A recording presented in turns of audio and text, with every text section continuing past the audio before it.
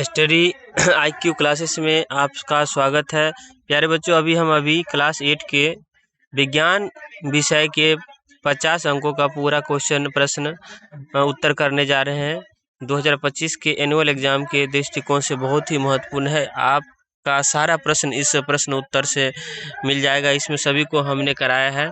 तो पहला प्रश्न चलिए देखते हैं क्या लिखा हुआ है। तो पहला प्रश्न इसमें है कि कोष्टक में दिए गए शब्दों में से सही शब्द चुनकर रिक्त स्थानों की पूर्ति कीजिए।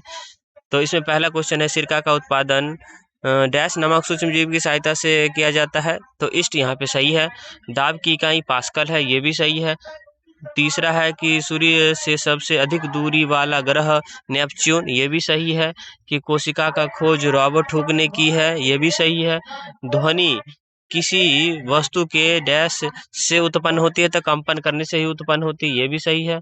तो अब चलते हैं नेक्स्ट क्वेश्चन पर। इसके नेक्स्ट क्वेश्चन है हमारा दूसरा, दिए गए कथनों में सही के लिए सही तथा गलत के लिए गलत का चिन्ह लगाइए। तो स्नेहक के प्रयोग से घर्षण का मान घट जाता है, सही है। दूसरा है, चेचक के टीके का खोज एडवर्ड जेनर ने की थी, सही है। लकड़ी उष्मा का सुचालक है, गलत है।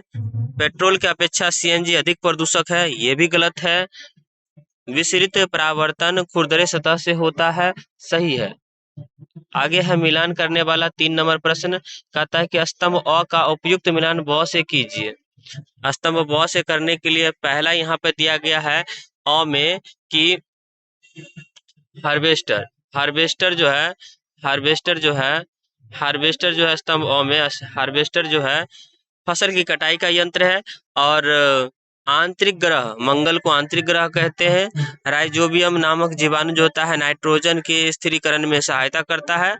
और पृथ्वी का उपग्रह चंद्रमा को कहा जाता है। थर्मामीटर में पारा का उपयोग किया जाता है, ये आप भी जानते हैं। चलिए अगले प्रश्न को देखते हैं। क्या 4 नंबर प्रश्न, इसमें 2 प्रश्न है, 5-5 नंबर के 10 नंबर। तो इसमें पहला प्रश्न है, धारा रेखीय आकृति से क्या समझते हैं? हवाई जहाज की आकृति या नाव या जहाज को विशेष आकृति क्यों प्रदान की जाती है? तो इसमें हम पहले परिभाषित करेंगे धारा रेखीय आकृति से क्या समझते हैं। तो परिभाषा देंगे हम, धारा रेखीय आकृति एक ऐसी आकृति है जो तरल पदार्थ जैसे हवा या पानी के प्रवाह के साथ साथ होती है, जिससे घर्षण कम होता है। उदाहरण के लिए इस प्रकार की आकृति में सामने का हिस्सा नुकीला और पीछे का हिस्सा गोलाकार होता है। हवाई जहाज और पानी के जहाज को धारा रेखीय आकृति क्यों दी जाती है? तो इसमें पहला हम बोलेंगे घर्षण कम करने के लिए, अर्थात धारा रेखीय आकृति से हवा या पानी से लगने वाला घर्षण कम होता है, जिससे वे आसानी से और कम ऊर्जा खर्च करके यात्रा कर सकते हैं। अधिक गति के लिए भी, तो कम घर्षण के कारण हवाई जहाज और पानी के जहाज अधिक गति से यात्रा करते हैं, ये भी बात है। और अगला बात जो है ऊर्जा की बचत भी होती है। तो इसमें हम लिखेंगे कम प्रतिरोध का मतलब है कि कम ऊर्जा की आवश्यकता होती है, जिससे ईंधन की बचत होती है। चलते हैं अब दूसरे क्वेश्चन की तरफ।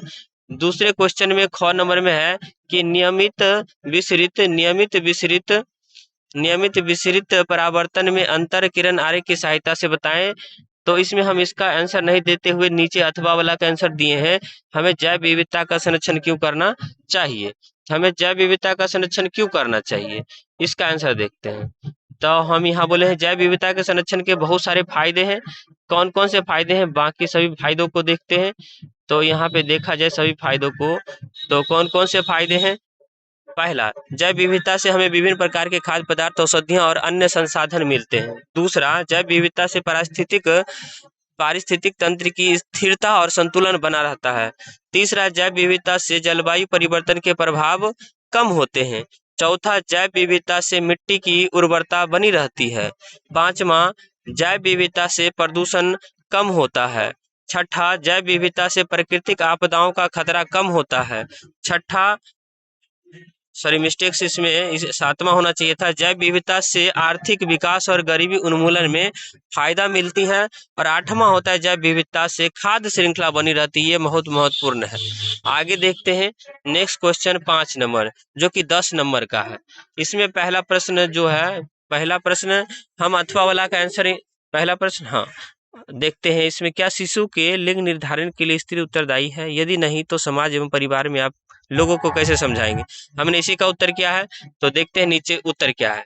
तो आपका आंसर होगा कि ये बोलिएगा कि नहीं, शिशु के लिंग निर्धारण के लिए स्त्री जिम्मेदार नहीं होती, बल्कि पुरुष के शुक्राणु में मौजूद गुणसूत्र एक्स या वाई इसका निर्धारण करते हैं।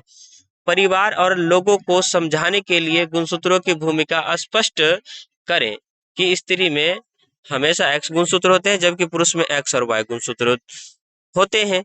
शुक्राणु का महत्व भी बताएं। समझाएं कि शुक्राणु एक्स वाई या वाई अंडाणु जिसमें हमेशा एक्स गुणसूत्र होता है से मिलता है, तभी लिंग निर्धारित होता है। उदाहरण के लिए, यदि शुक्राणु में एक्स गुणसूत्र है और अंडाणु में भी एक्स गुणसूत्र है तो शिशु लड़की XX होगी, जबकि शुक्राणु में Y गुणसूत्र है और अंडाणु में X गुणसूत्र है तो शिशु लड़का XY होगा। पुरुष की भूमिका स्पष्ट करें कि पुरुष के शुक्राणु में X या Y गुणसूत्र होने के आधार पर लिंग निर्धारण होता है, इसलिए लिंग निर्धारण में पुरुष की भूमिका अधिक होती है। मिथकों को दूर करें, मतलब जो भी मिथक है, झूठ बातें हैं, उसको दूर करें। समझाएं कि यह एक जैविक प्रक्रिया है और स्त्री को इसके लिए जिम्मेदार ठहराना गलत है। साझा करें, लिंग निर्धारण के बारे में वैज्ञानिक तथ्यों को साझा करें और इस मुद्दे पर जागरूकता बढ़ाएं। तो आपको यह कैसा लगा वीडियो हमें बताएं और इसका उपयोग आप करें, एग्जाम के दृष्टिकोण से अच्छा है। तो थैंक यू आपका इस क्लास में